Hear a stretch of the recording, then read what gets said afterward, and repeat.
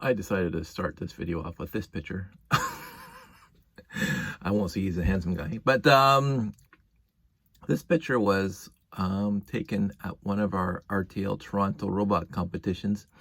This was my robot it was block sorting. You had black and white blocks out on the field, and your robot had to go around and sort them. And at the end of 5 minutes, you had to dump the black blocks on one side of the floor and the white block on the other side. And, you know, this is the robot I showed up with. So, my very good friend Callum took this picture. I've always loved this picture. I think this robot itself was, I think we actually had a limit on this competition of 2 feet. And I think this robot, as it's standing on this bottom here, was about 19-20 inches tall. So yeah, I seem to build big. Anyway, I thought I'd start with that because I'm cleaning up the Lego room, and I'm going to honestly try to keep this quick. I'm already a minute into it, and I'm already past what I wanted to talk about. So in the process of cleaning up, and all my videos in the last couple of days have been how I've acquired stuff over the years. There's a lot of stuff that I forgot in those videos. I alluded to the fact that we've done shows and people brought Lego to us. Like when we used to do the Toy Train and Doll show and the hobby show, well, especially the hobby show, we would be across from the Mechano guys. So the hobby show was the International Center in Toronto, and it was the main building, and the people were quilters and fishers, people who are fishing. They had a little pond in the back. They had an RC track and a little roped off area with mesh for little battery operated planes. So it was a hobby show, and there was a lot of people selling stuff there. But as exhibitors got in for free. Sometimes at the beginning they would even give us a little bit of money for showing up, because exhibitors got money, or they get to be in there for free. And the people who were selling stuff had to, of course, buy floor space or whatever the charge was. I never paid attention because we were exhibitors. We get to come in for free.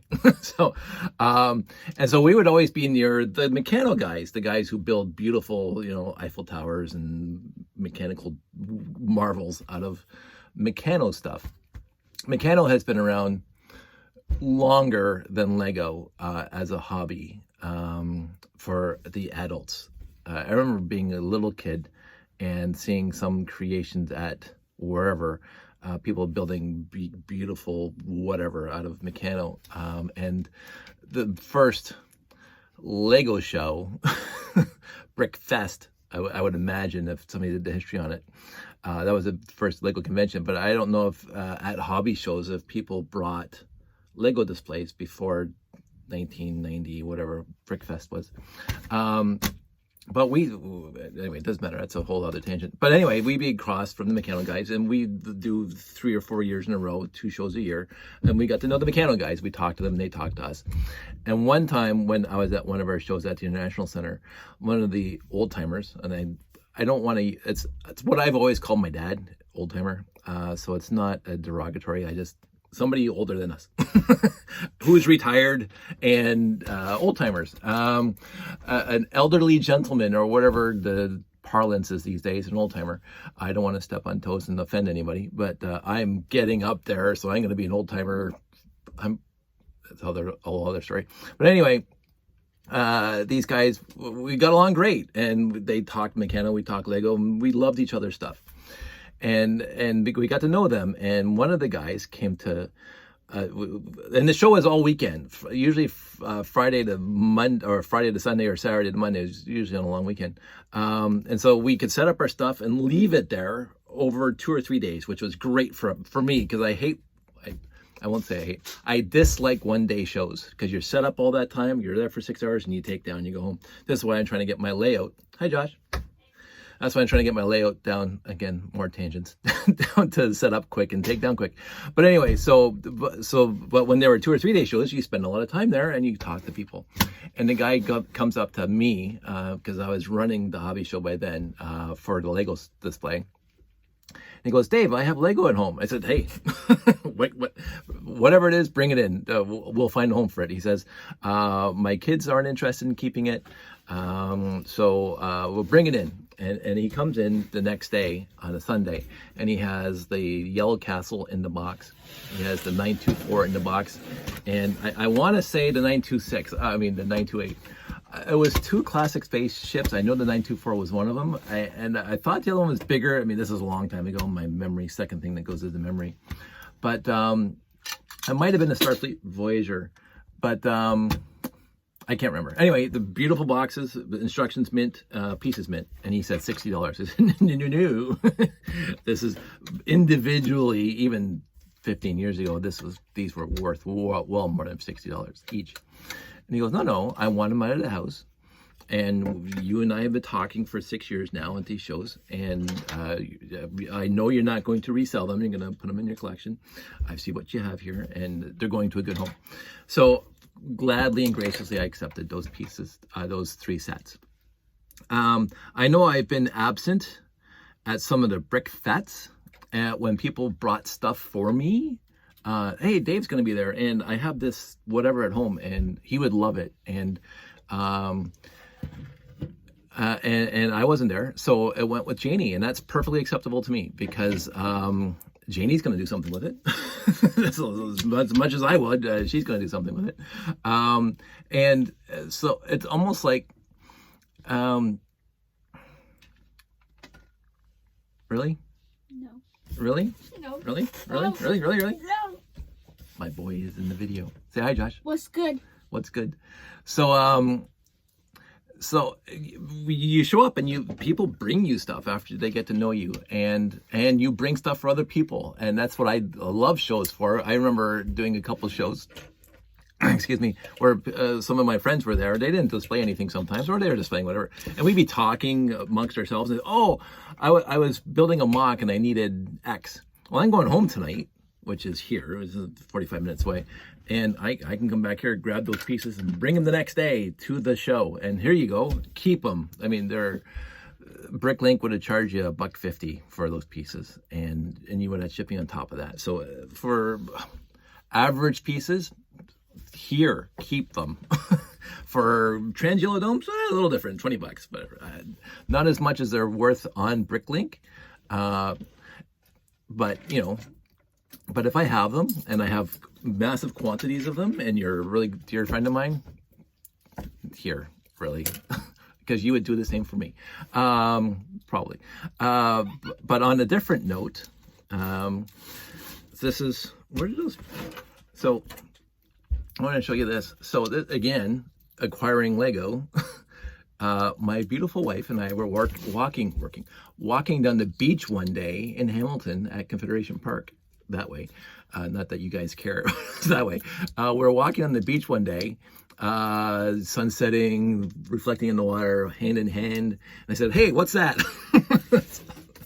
It looks like Lego. And I walked over, and these 2 pieces, and I don't know if you can see it, but you can see the little lines on the 2x4 there. It was like this, and it was sitting just about a foot up from where the little tiny waves are lapping on the sand.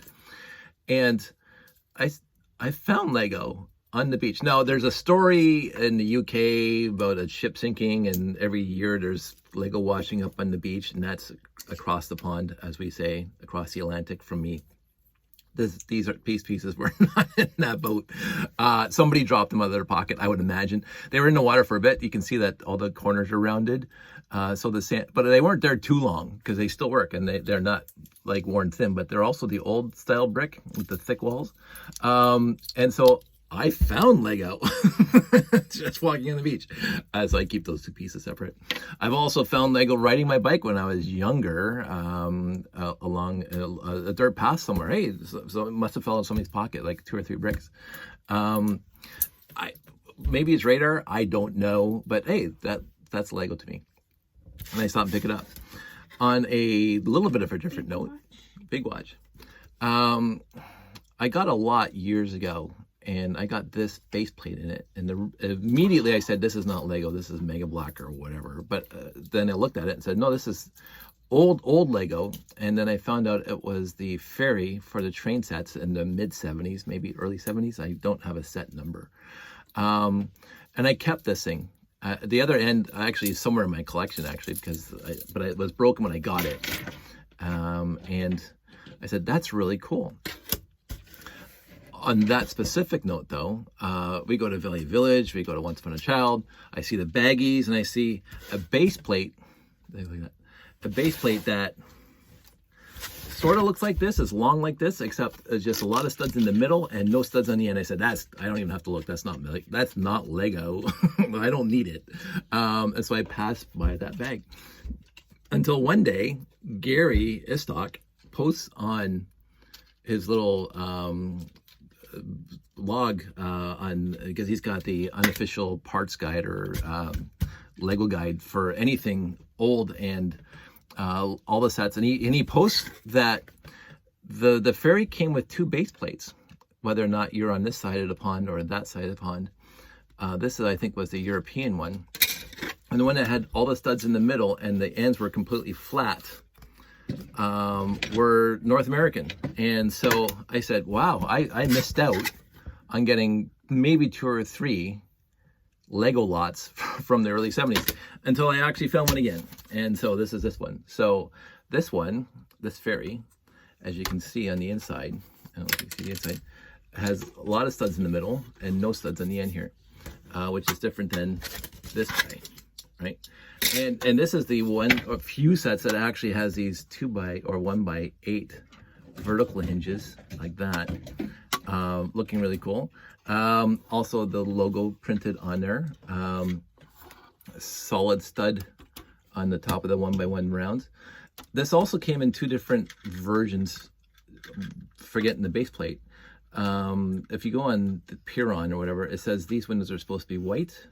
I think, again, maybe that's European, and North American from the Samsonite company, these were red. So that's kind of interesting.